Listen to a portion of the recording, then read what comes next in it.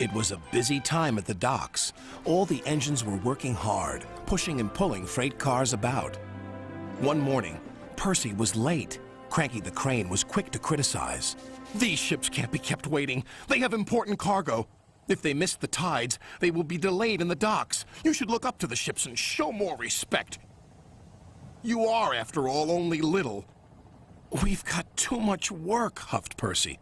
"Then perhaps a lorry should do your job." Percy was shocked. He told the other engines what Cranky had said. "Stuff and nonsense," snorted James. "We engines run this island," said Henry. "What if a lorry does arrive?" I'm afraid it did, along with 2 more. Cranky was delighted. "Hey, you down there, your job's done now. These lorries are taking over. One of them wants to talk to you." The lorry was very rude. "What's that steaming lump of scrap iron doing here? Be off with you!" Scrap iron? Steaming scrap iron? Pah! A little later, Percy met Thomas and James. Another lorry was being rude to them. Then he saw Percy. "Oh, look, it's a little green goblin on wheels. You'll be scrapped. Just you wait and see." "Well, bust my boiler. What a horrid lorry," exclaimed Thomas. "Despicable," agreed James. The next engine to meet a lorry was Toby. Well, well, well. No wonder this railway's a mess. You belong in a museum, not working in a quarry. "I might look old, but I'm very useful." "Useful? Pah!" replied the lorry.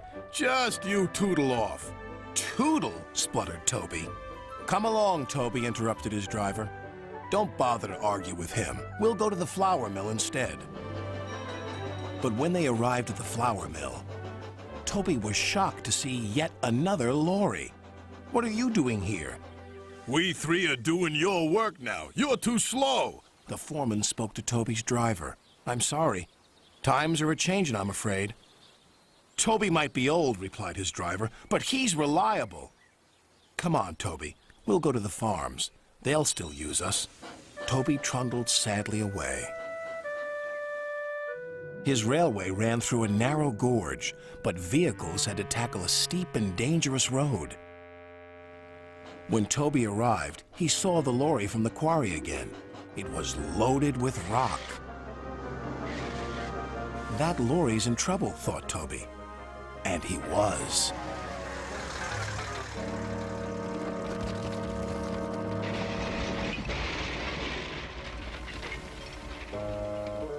The driver was thrown clear.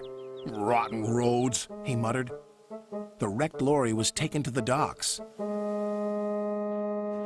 Percy looked at the lorry. "What's this lump of steaming scrap iron?" he teased.